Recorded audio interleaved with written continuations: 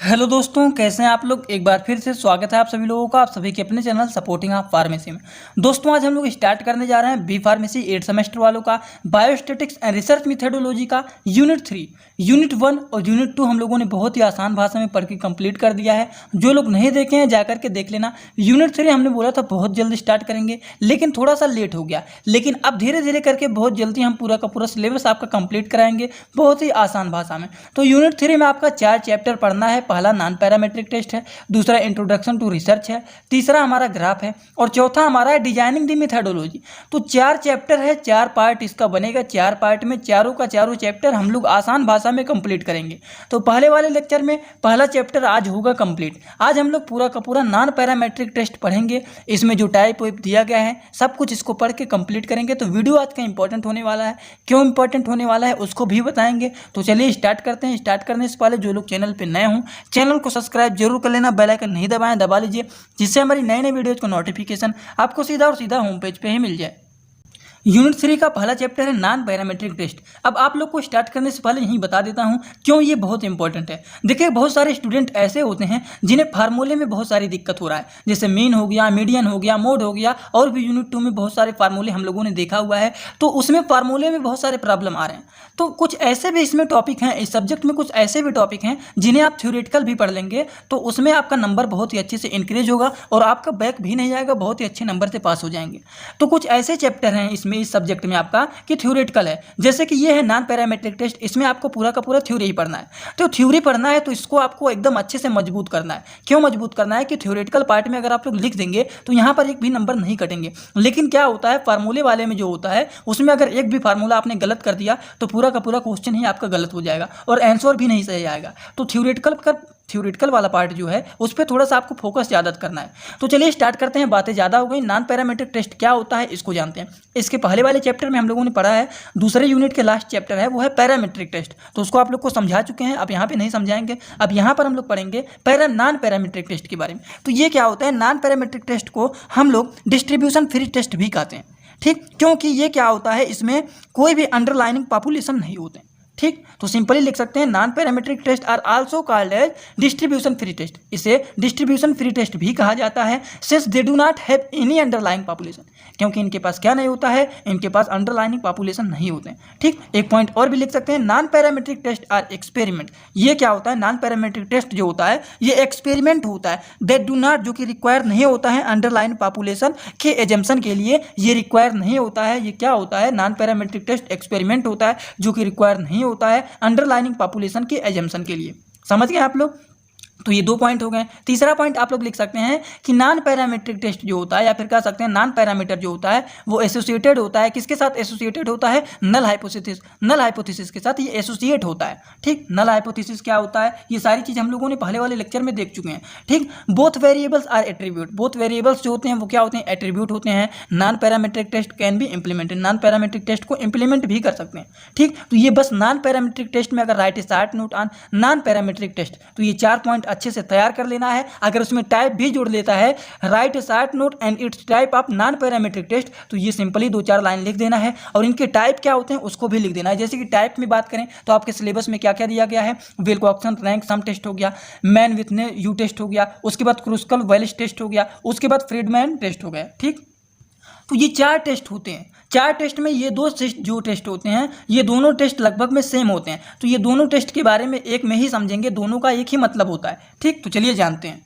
सबसे पहले हेडिंग आप लोग डाल लीजिएगा विल्कोक्सन रैंक सम टेस्ट, या फिर दूसरा इसको इसी में लिख सकते हैं आप लोग मैन विथने यू टेस्ट। ठीक, तो इसको सबसे पहली बात तो यही लिख दीजिएगा आप लोग, Wilcoxon rank sum test is also known as, इससे किस नाम से भी जाना जाता है, इसे Mann Whitney test U test भी जाना जाता है, इससे भी ये जाना जाता है। तो ये दोनों सेम होते हैं। कौन कौन, विल्कोक्सन रैंक टेस्ट और ये दोनों क्या होते हैं, सेम होते हैं। अगर बात करें एक पॉइंट इसमें और लिख सकते हैं, it is a non parametric counterpart of the T test. ये क्या होता है, नॉन पैरामेट्रिक काउंटर टेस्ट होता है किसका, टी टेस्ट की, जो कि यूज किया जाता है कंपेयर करने के लिए 2 इंडिपेंडेंट पॉपुलेशंस, मतलब हो गए हैं जैसे 2 डिपेंडेंट पॉपुलेशन, इंडिपेंडेंट पॉपुलेशन है, उनको कंपेयर करने के लिए इसका इस्तेमाल किया जाता है। समझ गए आप लोग। The following exemption अंडरलाई the use of man Whitney. तो इसमें कुछ होते हैं यू टेस्ट, जैसे कि सैंपल आर इंडिपेंडेंट, सैंपल जो होते हैं इंडिपेंडेंट होते हैं। लेवल, डाटा के जो लेवल होते हैं वो क्या होते हैं, एटलीस्ट ऑर्डिनल होते हैं। तो ये 2-3 पॉइंट आप लोग लिख सकते हैं, 1 से 2 बार पढ़ेंगे आपको समझ में आ जाएगा। एकदम आसान भाषा में यहाँ पे लिखे गए हैं।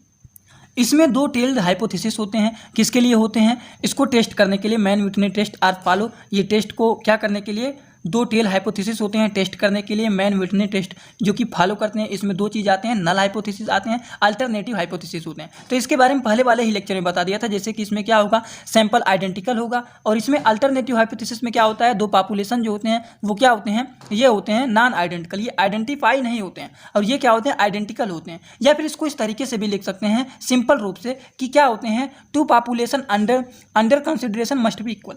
2 पॉपुलेशन क्या होते हैं, ये इक्वल होते हैं। इसका कंसिडरेशन जो होता है इक्वल होता है, बराबर होता है।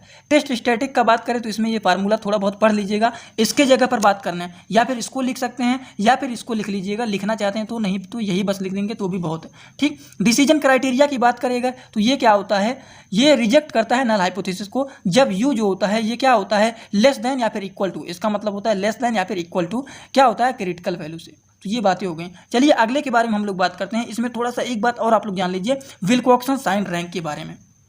तो ये जो होता है यूज किया जाता है 2 सैंपल को कंपेयर करने के लिए, that contain original data are dependent. जो कि क्या होते हैं, ओरिजिनल डाटा जो होते हैं क्या होते हैं, डिपेंडेंट होते हैं। ये क्या होता है, 2 सैंपल को कंपेयर करने के लिए इसका इस्तेमाल किया जाता है। The Wilcoxon sign rank test assume that the data comes a symmetric distribution.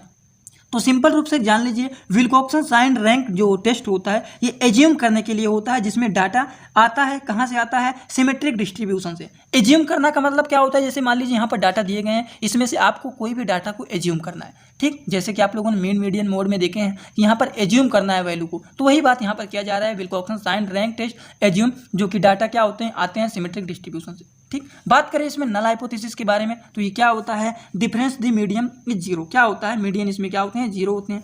अगर बात करें टेस्ट स्टैटिक को, इसको डिनोट किया जाता है W से। तो टेस्ट स्टैटिक को डिफाइन कर सकते हैं smaller of the sum of the negative and positive rank से। ठीक, डिसीजन ऑफ क्राइटेरिया इसका जो होता है वो क्या होता है, ये भी रिजेक्ट करता है नल हाइपोथेसिस को जब W जो होता है, W का मतलब क्या होता है, टेस्ट स्टैटिक। W जो होता है लेस देन या फिर इक्वल टू क्रिटिकल वैल्यू।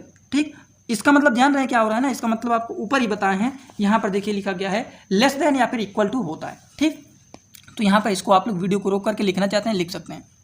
अगले टेस्ट के बारे में हम लोग बात करते हैं। अगला टेस्ट हमारा है क्रूस्कल वलिस टेस्ट। ये क्या होता है, 2 या 2 से अधिक ग्रुप के डाटा को कंपेयर करने के लिए इसका इस्तेमाल किया जाता है। 2 ग्रुप है या फिर 2 से अधिक ग्रुप है, उसके डाटा को कंपेयर करने के लिए इसका इस्तेमाल किया जाता है, जो कि इंडिपेंडेंट या फिर क्या होते हैं और ऑर्डिनल होते हैं। क्या होते हैं, ये क्या होता है, क्रूस्कल वलिस टेस्ट की बात करें, इसका यूज किया जाता है कंपेयर 2 या 2 से अधिक ग्रुप के डाटा को कंपेयर करने के लिए इसका यूज किया जाता है, जो कि इंडिपेंडेंट और ऑर्डिनल होते हैं। तो आसान भाषा में लिख सकते हैं आप लोग। नल हाइपोथेसिस की बात करें तो इसमें क्या होता है, पॉपुलेशन और मीडियन जो होते हैं ये क्या होते हैं, इक्वल होते हैं।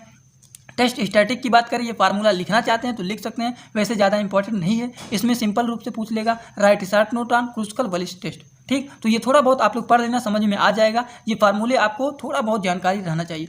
जहाँ पर n इक्वल टू क्या होता है, NJ and RJ equal to क्या होता है। ठीक, तो ये सारी चीज़ें आप लोग लिख सकते हैं। डिसीजन क्राइटेरिया के बारे में बात करें इसमें, तो इसमें भी नल हाइपोथेसिस रिजेक्ट होता है हाइपोथेसिस यदि हाइपोथेसिस क्या होता है, लेस देन होता है या फिर इक्वल होता है क्राइटेरियल वैल्यू से, तो क्या होता है, नल हाइपोथेसिस रिजेक्ट हो जाता है। तो इसका डिसीजन क्राइटेरिया आपको याद रखना चाहिए हमेशा कि नल हाइपोथेसिस रिजेक्ट होता है। कब रिजेक्ट होता है, जब हाइपोथेसिस लेस होता है या फिर इक्वल होता है। किससे इक्वल होता है, क्राइटेरियल वैल्यू से इक्वल होता है या फिर उससे लेस होता है, तब जा करके ये क्या होता है, नल हाइपोथेसिस रिजेक्ट होता है।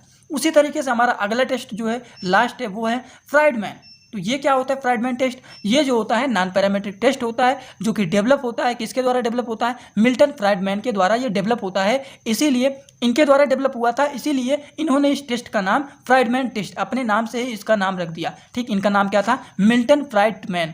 ठीक, तो मिल्टन फ्राइडमैन था इनका नाम, और इसी तरीके से इन्होंने इसका नाम भी रख दिया क्योंकि इन्होंने डेवलप किया था। तो इसी तरीके से अपने नाम से ही रिलेटेड इन्होंने क्या कर दिया, इस टेस्ट का नाम रख दिया फ्राइडमैन टेस्ट। तो ये क्या होता है, it is a non parametric statistical test. ये क्या होता है, नॉन पैरामीट्रिक और स्टैटिकल टेस्ट होता है। स्टैटिक का मतलब समझने वाला ये टेस्ट होता है, and alternative to the ANOVA. और ये क्या होता है, अल्टरनेटिव होता है एनोवा, किस पे, विद दी रिपीट मेजरमेंट। ठीक, तो ये आप लोग लिख सकते हैं। इसका यूज किया जाता है, किसके लिए यूज किया जाता है, it is use to detect differences in the treatment across the multiple test attempt. Null hypothesis की बात करें तो U1 equal to U2 and U3। ठीक, तो ये लिख सकते हैं आप लोग। टेस्ट स्टैटिक की बात करें तो इसमें एक फार्मूला होता है, फार्मूला आप लोग वीडियो को रोक करके लिख लेना, 1 से 2 बार पढ़ लेना, समझ में आ जाएगा। ठीक, अगला बात करें इनका डिसीजन क्राइटेरिया क्या होता है, किसकी डिसीजन क्राइटेरिया के बारे में बात कर रहे हैं हम लोग, बात कर रहे हैं फ्राइडमैन टेस्ट के बारे में। तो फ्राइडमैन टेस्ट का डिसीजन क्राइटेरिया क्या होता है, इसमें जो होता है नल हाइपोथेसिस एक्सेप्ट होता है या फिर रिजेक्ट होता है, किसके बेस पर एक्सेप्ट होगा या फिर किसके बेस पर रिजेक्ट होगा, तो ये होता है कुछ कंडीशन के बेसिस पर। नल हाइपोथेसिस इज एक्सेप्ट या फिर reject on the basis of some condition. Some condition क्या है, जैसे कि value of Q less than या फिर equal to the criterial value, या 0 इज रिजेक्टेड। तो ये इनके होते हैं, क्या होते हैं, डिसीजन क्राइटेरिया। तो इसी तरीके से थ्योरेटिकल का पार्ट है, आज का लेक्चर यहीं पर होता है कंप्लीट, और पहला चैप्टर आपका होता है यहीं पे कंप्लीट। दूसरा चैप्टर बहुत ही जल्द स्टार्ट करेंगे। वीडियो कैसा लगा कमेंट बॉक्स में जरूर बताइएगा। चैनल पे नए हो तो चैनल को सब्सक्राइब करके बेल आइकन दबाना मत भूलिएगा। तो चलिए दोस्तों, thanks for watching video, like comment share and subscribe this channel.